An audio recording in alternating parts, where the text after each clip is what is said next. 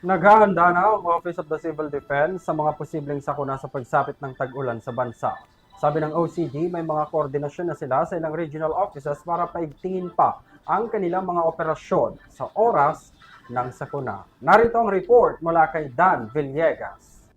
Sa pagpasok ng panahon ng tag-ulan, inihayag ni Office of Civil Defense Spokesperson Attorney Chris Bendijo na sa pagsisimula pa lamang ng taon ay nakahanda na ang kanilang ahensya sa mga sakunang maaaring pumasok sa bansa.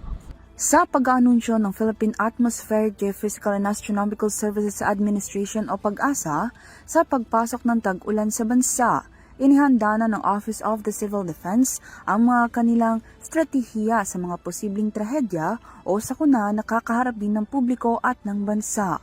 Kaugnay sa mga naranasan ng mga bagyo noong nakaraang taon, ayon kay OCD spokesperson Attorney Chris Bendijo, sa pagsisimula pa lamang ng taon ay nagsagawa na sila ng pagpupulong sa mga regional offices at mga inventaryo ng mga kagamitan pagdating sa disaster preparedness.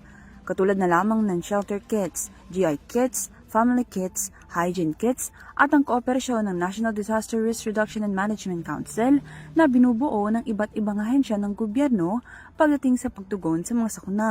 Regardless of the season, whether hindi pa po tag-ulan or tag-ulan, dahil nga po sa ating mga nararanasan na ITCZ, pagbabaha sa Mindanao, umpisa pa lang po ng taon, naghanda na po yung Office of Civil Defense. We have prepared our inventory, our equipment, our personnel, at yung atin pong koordinasyon from the provincial, local, all the way to the barangay risk reduction management offices.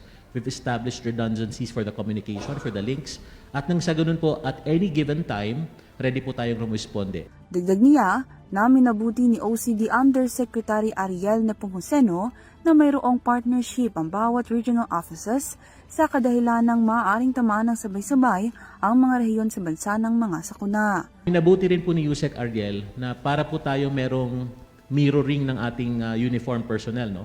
So meron pong partnership yung mga iba't ibang regional offices kasi may posibilidad na yung sakuna ay tamaan multiple regions. So parang meron po siyang cooperation, may partnership po na kapag ito ang tinamaan, may second wave po tayo nang magre-responde. So all of these are prepared already. Talaga pong itong with the announcement of PAGASA, nagbigay na rin po ng direktiba si Yusek Ariel na mas maging handa pa ang ating mga regional.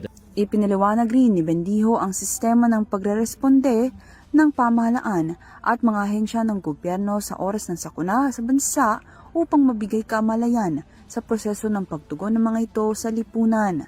So that is the dynamic. First responders is your local government units, and then it's augmented by the regional offices of the OCD, plus of course the national government. Sabi po ng ating Pangulong President Ferdinand Marcos Jr., when it comes to disaster response, he's comparing it to a conveyor belt. Dapat po timely, dapat po tuloy-tuloy ang pagpo-provide ng services. Kung kaya't umpisa pa lang po talaga ng taon, andun na po yung preparation na ginagawa po natin. Nagbigay din siya ng pagsisiguro sa publiko at tinitiyak na nakahanda ang mga sistema, mekanismo at protocols pagdating sa pagtugon at pag-asista sa mga sakuna. Para sa URTV News, Dan Villegas sumasaludo sa bawat Pilipino.